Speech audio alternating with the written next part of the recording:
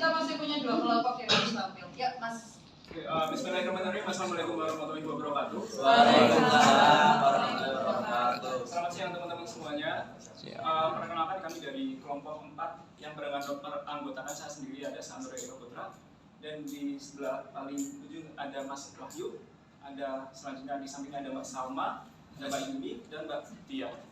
Jadi pada kesempatan kali ini kita akan menjelaskan materi tentang prinsip efektivitas pembelajaran. Jadi nantinya kita akan ada 4 slide.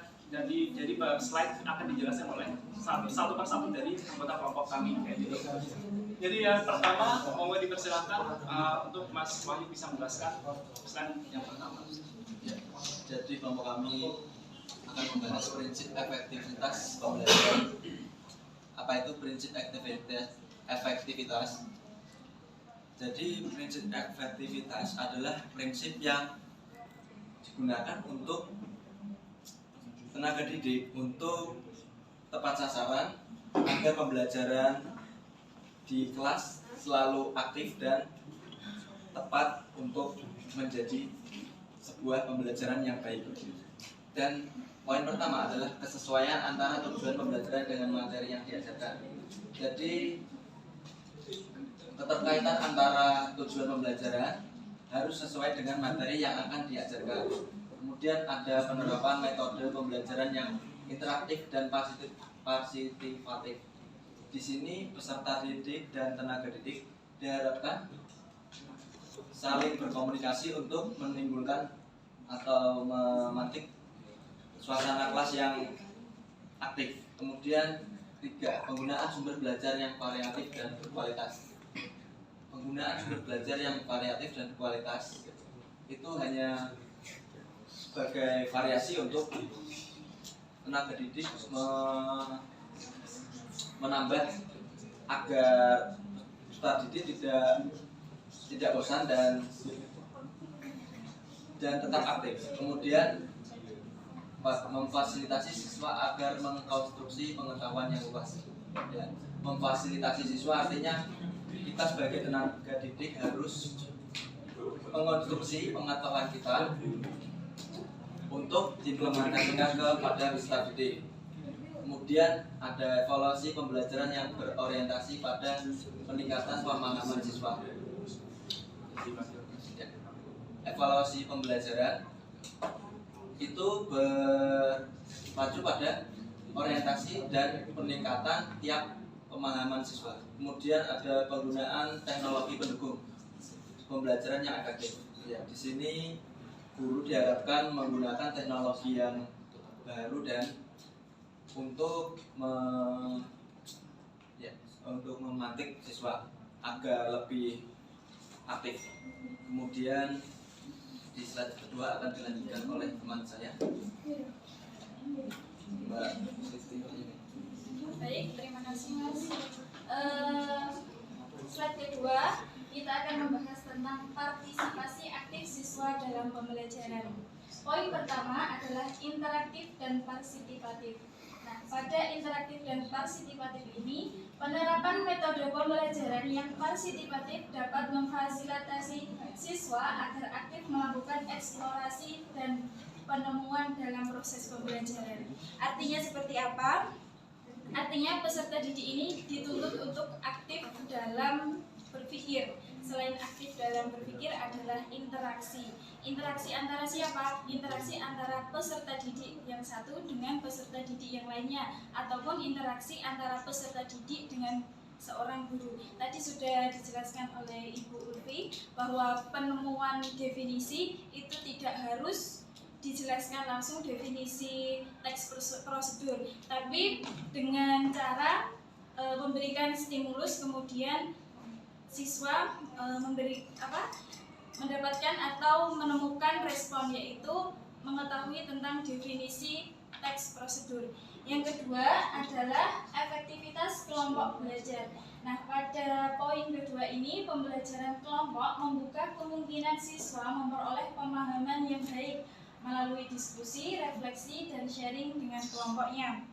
Artinya, pada poin ini siswa itu atau peserta didik itu pembelajarannya dengan kelompok, tidak masing-masing, karena sekarang kita adalah pada kurikulum merdeka dan harus bisa mengerti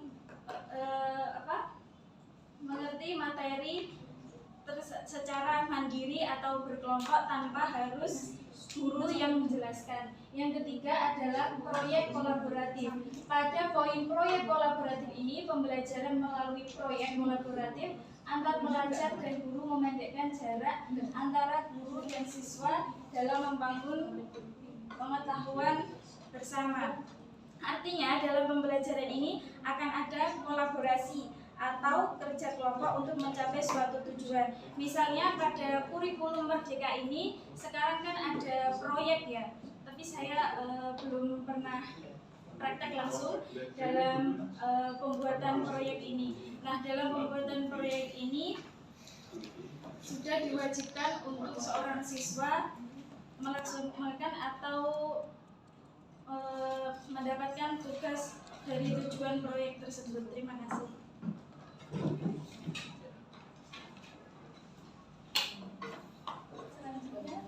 Selanjutnya ada sumber belajar yang berkualitas. Nah, sumber belajar sendiri itu apa? Sumber belajar sendiri itu merupakan faktor yang penting atau faktor yang terpenting dalam suatu kegiatan pembelajaran. Nah, sumber belajar itu yang pertama itu buku referensi. Dengan penggunaan buku referensi yang berkualitas dan terkini dapat membantu siswa dalam memahami materi pelajaran dengan lebih baik. Lalu ada pemanfaatan teknologi. Nah, pemanfaatan teknologi itu dalam pendidikan saat ini diperlukan adanya teknologi informasi untuk mendukung pelaksanaan kegiatan pembelajaran. Nah, teknologi informasi berperan sebagai alat pembantu pembelajaran peserta didik dalam kegiatan belajar mengajar. Nah, berbagai sarana komunikasi modern misalnya dengan menggunakan komputer, ponsel, surat elektronik atau email, serta software belajar online dan lainnya. Artinya, dukungan teknologi informasi memberikan kesempatan kepada pengajar untuk tetap menyediakan pembelajaran tanpa harus bertatap muka dengan siswanya. Demikian pula siswa bisa memperoleh materi, informasi, dan referensi dengan jangkauan yang lebih luas. Seperti itu. Slide selanjutnya akan dibacakan oleh Mbak Tia. Baik teman-teman, kita lanjut ya. Nah, selanjutnya yaitu bagaimana sih penerapan atau implementasi dari prinsip efektivitas dalam pembelajaran. Yang pertama yaitu ada desain pembelajaran partisipasi, yaitu metode pembelajaran yang partisipatif mempermudah siswa memperoleh pemahaman yang baik dalam materi pembelajaran. Kita bisa menggunakan berbagai model metode dalam pembelajaran karena sekarang itu sudah sangat bervariasi ya dan bervariatif. Kita mendapatkan referensi-referensi banyak dalam internet. Misalnya model pembelajaran kooperatif yang bisa kita laksanakan dalam pembelajaran di kelas yaitu melibatkan seluruh peserta didik. Contohnya itu ada dalam saya memberi contoh pada teks deskripsi kelas 7. Kelas 7 kan sudah menggunakan Kummer. Dia dari situ kita tidak hanya menjelaskan deskripsi itu seperti ini, tapi juga membangun kelas agar aktif itu bagaimana sih kelas 7. Nah, kita bisa menggunakan model pembelajaran peran aktif dari masing-masing peserta didik ya, mendeskripsikan peran apa contoh yang mau kita contohkan teks deskripsi itu. Kemudian yang kedua yaitu membangun materi pembelajaran. Materi pembelajaran yang disediakan harus berkualitas dan relevan agar siswa dapat menyerap pengetahuan yang diberikan. Nah, dari membangun materi pembelajaran ini, itu pendidik tidak terpaku dalam modul ajar saja atau bahan ajar, tetapi juga mengaitkan pembelajaran atau materi itu dengan contoh-contoh yang konkret dan aktual yang ada di lingkungan peserta didik itu sendiri.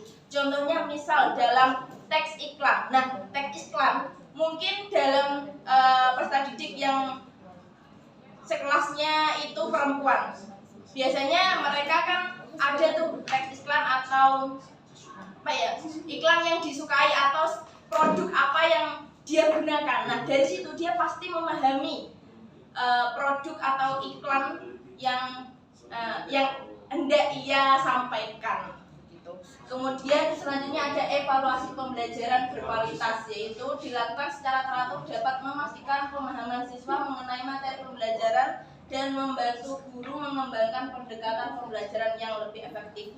Evaluasi pembelajaran itu kan tadi ya sudah disebutkan oleh teman-teman tadi yang sudah berpresentasi. Itu ada evaluasi pembelajaran pengetahuan, keterampilan, ada portofolio, kemudian ada evaluasi pembelajaran, proses pembelajaran, dan produk pembelajaran. Seperti itu, terima kasih. Cukup sekian yang dapat kami sampaikan. Bagi teman-teman yang ingin bertanya, silakan ajukan pertanyaannya. Silakan. Dari Mbak. Kita pokoknya pulang jam 3 ya.